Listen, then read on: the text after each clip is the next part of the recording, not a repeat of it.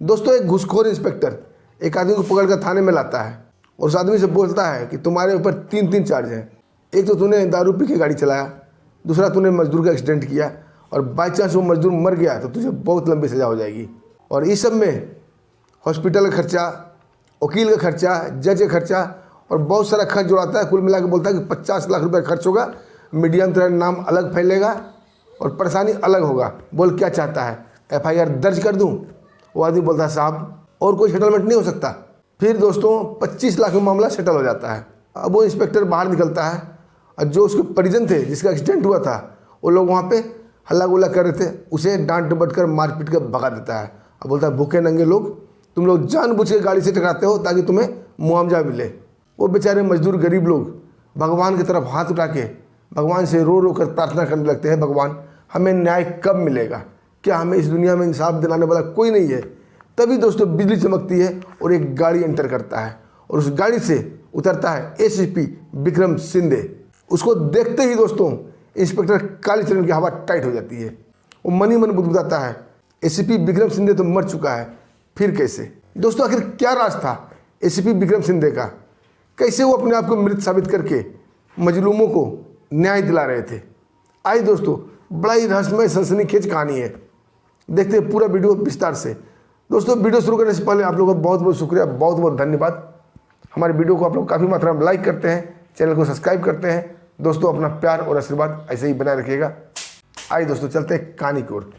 दोस्तों एक कहानी की शुरुआत सरदार वल्लभ भाई पुलिस एकेडमी से शुरू होती है।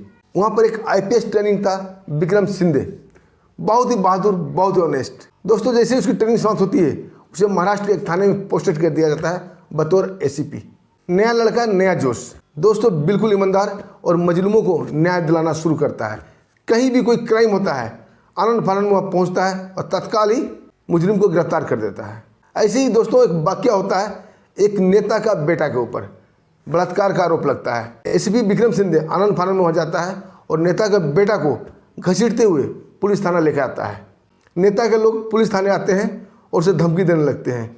दोस्तों उसी पुलिस थाने में उनकी जम की धुनाई करता है, उसे भागने पर मजबूर कर देता है। अब नेता DGP को फ़ोन करता है, उसे अपने बेटे को छोड़ देने की बात करता है। DGP साहब का भी सिफारिश आता है, लेकिन विक्रम शिंदे अपने स्वाभिमान पर अड़ जाता है और नेता के बेटा को नहीं छोड़ता है। अब वो नेता खुद थाने में आता है और ASP विक्रम शिंदे को मार देने की धमकी देता है, उसे देख लेने की धमकी देता है। ACP विक्रम शिंदे बोलता है तुम्हें जो उखाड़ना उखाड़ लेना, मैं तुम्हारे बेटे को नहीं छोड़ूंगा। दोस्तों उसी थाने में एक कांस्टेबल गणेश था जो कि विक्रम शिंदे को बहुत लाइक करता था, बहुत प्यार करता था, क्योंकि वो भी ईमानदार पुलिस वाला था। तभी दोस्तों ACP विक्रम शिंदे को एक कॉल आता है, उधर से कहा जाता है कि तुम्हारे घर में कुछ गुंडे हमला कर दिए हैं, तुम्हारे माता पिता को शायद गोली मार दिए हैं। दोस्तों आनंद फानंद में विक्रम शिंदे पुलिस जीप लेता है और अपना क्वार्टर पहुंचता है। वहाँ दोस्तों देखता है उनके माता पिता तड़प रहे थे, उन्हें किसी ने गोली मार दी थी। जैसे ही विक्रम शिंदे अपने क्वार्टर के लिए निकलता है तभी वो नेता थाने में इंटर करता है और सब इंस्पेक्टर कालीचरण के साथ बैठकर ठाके लगाने लगता है और बोलता है ACP विक्रम शिंदे का तो माता पिता गए, अब वो भी जाने वाला है, और उसे बताता है कि उसकी गाड़ी में टाइम बम लगा हुआ है। दोस्तों ये बात गणेश सुन लेता है, जो कांस्टेबल था। वो थाने से बाहर निकलता है और ACP साहब को फ़ोन करता है और उसे सारा बात बताता है। अब दोस्तों ACP साहब सोचने लगते हैं कि ये लोग हमारे ऊपर लग गए हैं, हमें जिंदा नहीं छोड़ेंगे। और दोस्तों उन्होंने एक ऐसी प्लानिंग, ऐसे जाल बुनते हैं जिसमें सारे अपराधी फंसते चले जाते हैं। दोस्तों विक्रम शिंदे साहब उस गाड़ी को ले जाकर एक खाई के बगल में खड़े कर देते हैं और वहाँ से लापता हो जाते हैं। और दोस्तों गाड़ी ब्लास्ट कर जाता है। उसके बाद मीडिया में हर जगह आनंद फानंद में खबर फैल जाती है कि ACP विक्रम शिंदे साहब शहीद हो गए हैं, उनकी गाड़ी का ब्लास्ट हो गया है, और उनके साथ साथ विक्रम शिंदे साहब भी भगवान को प्यारे हो गए। अब दोस्तों जो अपराधी प्रवृत्ति के लोग थे वो खुश हो जाते हैं। अब दोस्तों यहाँ से विक्रम शिंदे साहब का गुमनामी का सफर शुरू होता है। कैसे वो मजलूम को न्याय देते हैं और मुजरिम को सजा दिलाते हैं, ये शुरू होता है। क्योंकि उनका एक विश्वास पात्र वफादार कांस्टेबल था गणेश, वो हर खबर शिंदे साहब को दिया करता था। तभी दोस्तों एक बिल्डर थाने आता है और इंस्पेक्टर कालीचरण को बोलता है कि हमारे बिल्डिंग में, जहाँ बिल्डिंग बन रही थी, मल्टी कॉम्प्लेक्स बन रही थी, वहाँ पर 8 मजदूर का मौत हो गया है बिल्डिंग से गिरकर। इस केस को रफा दफा कर दो, 20 लाख रुपया तुम्हारे पास पहुँच जाएंगे। ये खबर मीडिया में नहीं जानी चाहिए। और वहाँ से जहाँ मल्टी स्टोरी बिल्डिंग बन रही थी वो बिल्डर वहाँ पहुँच जाता है। वहाँ देखता है कि मजदूर लोग हड़ताल किए हुए हैं। वो कॉन्ट्रैक्टर को बुलाता है, बोलता है ये हड़ताल क्यों किए हुए हैं। कॉन्ट्रैक्टर बोलता है साहब 8 मजदूर के गिरकर बिल्डिंग से मौत हो गई है, ये लोग हड़ताल किए हुए हैं। और बिल्डर बोलता है ये गरीब लोग कीड़े मकोड़े हैं, ये मरने के लिए ही पैदा होते हैं, इन्हें मरने दो सालों को, इन्हें कुछ पैसे का लालच दो और मामला सेटल करो। और वो कॉन्ट्रैक्टर को 10 लाख रुपये का ऑफर देता है। कॉन्ट्रैक्टर गरीब मजदूर लोग को थोड़ा थोड़ा पैसा देकर उन्हें मना लेता है, काम फिर शुरू हो जाता है। और जो मजदूर गिर के मरे थे 8 मजदूर, उसको बोलता है इन्हें आनंद फानंद में दफना दो।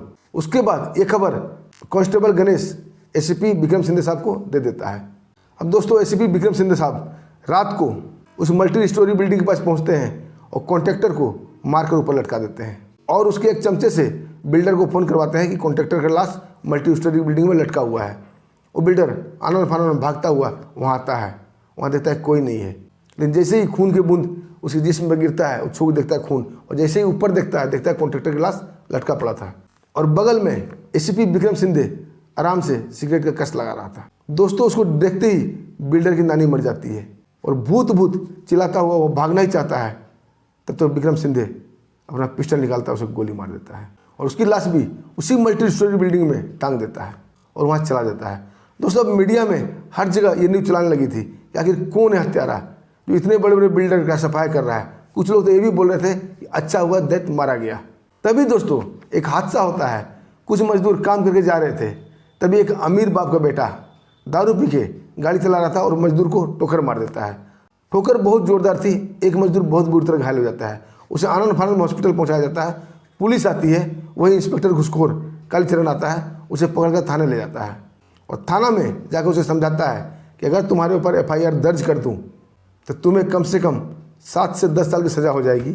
ऊपर से केस लड़ना पड़ेगा अलग, कोर्ट का खर्चा अलग, वकील खर्चा अलग, गरीब को मुआवजा देना पड़ेगा अलग, हॉस्पिटल खर्चा अलग, सब जोड़ के बोला 50 लाख रुपये आते हैं। बोल तू क्या कहता है, एफआईआर दर्ज कर दूं या मामला सेटल करेगा। वो आदमी हाथ जोड़ देता है, बोलता है साहब 25 लाख रुपये मैं आपको दूंगा, मामला सेटल कर दो। मामला सेटल हो जाती है। इंस्पेक्टर कालीचरण कांस्टेबल गणेश को बुलाता है, बोलता है साहब को चाय पिलाओ। कांस्टेबल लाकर चाय पिलाता है। तब तक उस मजदूर के परिजन बाहर शोर शराबा हो हल्ला मचा रहे थे। जैसे ही वो देखते हैं कि उस मुजरिम को चाय पिलाया जा रहा है, ये लोग आनंद फानंद में चिल्लाने लगते हैं। अब बोलते हैं इंस्पेक्टर ने घूस लेकर उसे मामला सेटल कर दिया है। अब वो इंस्पेक्टर कालीचरण गुस्से में बाहर निकलता है, उन गरीब लोगों को लात से मारने लगता है, डंडा से पीटने लगता है। बोलता है सारे भूखे नंगे लोग, तुम लोग जानबूझ के अमीरों की गाड़ी से टकराते हो ताकि तुम्हें मुआवजा मिल सके। यह कहकर दोस्तों उन्हें लात से मारता हुआ भगा देता है। अब वो गरीब दुखी मजबूर लोग भगवान की तरफ हाथ करके जोर जोर से भगवान की दुआई देने लगते हैं, हे भगवान क्या इस कलयुग में हमें न्याय नहीं मिलेगा, हमें इंसाफ दिलाने वाला कोई नहीं है। तभी दोस्तों बिजली चमकती है और एक गाड़ी प्रकट होता है। उस गाड़ी से उतरता है एसीपी विक्रम सिंधे। दोस्तों उसको देखते ही कांस्टेबल गणेश खुश हो जाता है। एसीपी विक्रम सिंधे अंदर आता है, उसको देखते ही इंस्पेक्टर कालीचरण के होश उड़ जाते हैं, उसके 53 कांप जाते हैं। वो तो यकीन ही नहीं कर पा रहा था कि एसीपी विक्रम सिंधे जो कि देख रहा है वो क्या जिंदा है, वो तो बहुत पहले ही मर चुका था। तभी एसीपी विक्रम सिंधे बोलता है गणेश को, गणेश एक कप चाय। गणेश दौड़ कर चाय ला के देता है साहब को। चाय पीने के बाद एसीपी विक्रम सिंधे सिगरेट जला लेता है और गणेश से पूछता है मामला क्या है। गणेश बोलता है साहब इस आदमी ने दारू पी के एक मजदूर को उड़ा दिया है गाड़ी से, उसका ही मामला सेटलमेंट हो रहा था। तो विक्रम सिंधे साहब बोलते हैं इसे लॉकअप में क्यों नहीं डाला गया। तो कांस्टेबल बोलता है साहब मामला सेटलमेंट कर लिया गया है। सिंधे साहब बोलते हैं कितने में, तो 25 लाख में। अब ऐसे भी विक्रम सिंधे साहब गणेश को बोलते हैं उस आदमी को मेरे पास भेजो। उस अमीर आदमी को वहाँ भेजा जाता है।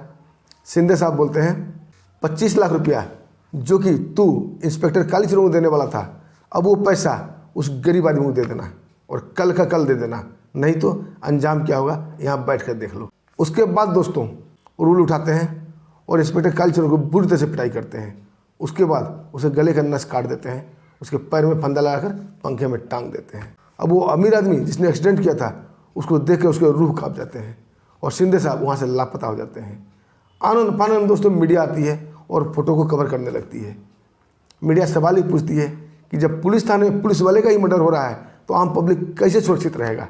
तभी दोस्तों डीजीपी साहब आते हैं, वो भी काफ़ी हैरान परेशान थे। वो गणेश को पूछते हैं कि तुम्हारी ड्यूटी थी थाने में, आखिर कौन आया था। गणेश सीधा सपाट लैंग्वेज में बोलता है साहब एसीपी विक्रम सिंधे साहब आए थे, उन्होंने इनका ये हासिल किया है। अब दोस्तों डीजीपी साहब कांस्टेबल गणेश को जोरदार थप्पड़ मारते हैं, बोलते हैं ये पागल हो गया है, इसे मेडिकल हॉस्पिटल में भर्ती कर दो। अरे एसीपी विक्रम सिंधे साहब के मरे 2 साल हो गए हैं, वो मर चुका है, वो कैसे जिंदा हो सकता है। दोस्तों ये खबर मीडिया प्रिंट पर चल रहा था। क्या एसीपी विक्रम साहब जिंदा हो गए हैं? क्या वो मजलूमों को मदद कर रहे हैं, उनको न्याय दिला रहे हैं? अब दोस्तों मीडिया वाले आम पब्लिक से राय मांगने लगती है, तो आम पब्लिक बोलती है चलो चाहे जो भी मारा हो, लेकिन दुनिया से एक राक्षस कम हो गया। कालीचरण जो इंस्पेक्टर था वो राक्षस से कम नहीं था, वो गरीब को सताया करता था। तभी एक साधु का इंटरव्यू लिया जाता है, उससे पूछा जाता है कि इंस्पेक्टर कालीचरण पर आप क्या कहेंगे।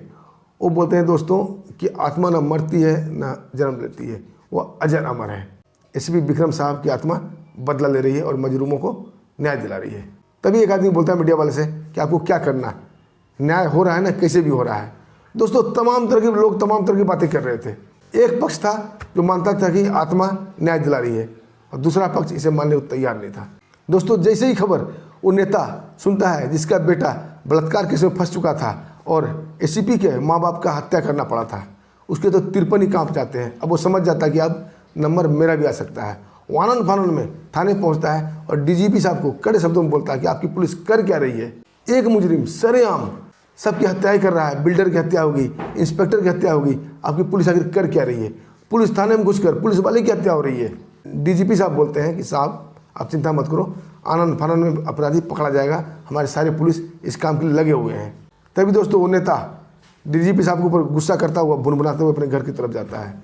जैसे ही अपने रूम में घुसता है तैसे ही दोस्तों वो एकदम हड़बड़ा के नीचे गिर जाता है, क्योंकि उसकी नज़र एसीपी विक्रम सिंधे के ऊपर पड़ चुकी थी। वो उसके रूम में चेयर पर बैठे हुए सिगरेट फूंक रहे थे। उसको देखते ही नेता हकलाने लगता है, बोलता है तुम तो मर चुके थे। एसीपी विक्रम सिंधे सिगरेट का छल्ला उड़ाते हुए बोलते हैं कि तुम लोगों के लिए मरना ही पड़ता है, नहीं तो तुम लोग जिंदा रहने कहाँ दोगे? जिंदा रह के तो हम न्याय नहीं दिला सकते, इसलिए हमें मरना पड़ा। और अपनी सारी कहानी उस नेता को बताते हैं। दोस्तों एक कहानी सुनकर नेता के तिरपन काँप उठते हैं। उसके बाद विक्रम सिंधे साहब उसे पैर में रस्सी लगा के उसके पंखे में टांग देते हैं। उसके बाद अपने पैकेट से ब्लेड निकालते हैं और जय हिंद बोल के उसके गले का नस काट देते हैं, वहाँ से निकल जाते हैं। दूसरे दिन दोस्तों फिर अखबार में छपा था एक नेता की मौत, उसी स्टाइल उसी अंदाज में। सारी पब्लिक खुश हो रही थी कि आखिर कौन मसीहा है जो जनता को न्याय दिला रहा है, जनता को इंसाफ दिला रहा है। दोस्तों विक्रम सिंधे साहब का काम आगे भी इसी प्रकार चलता रहता है। आपको कैसा लगा विक्रम सिंधे साहब का स्टाइल? दोस्तों कमेंट में ज़रूर बताइएगा। और दोस्तों हमारी वीडियो आपको अच्छी लगी, पसंद आई और आप चाहते हैं मैं इसी प्रकार की कहानी बनाऊं, तो दोस्तों हमारी वीडियो को लाइक कर दीजिएगा, चैनल को सब्सक्राइब कर दीजिएगा, एक छोटा सा कमेंट भी कर दीजिएगा। अब दोस्तों हमें आज्ञा दीजिए, फिर मिलते हैं एक शानदार बेहतरीन कहानी के साथ। तब तक के लिए नमस्कार, जय हिंद।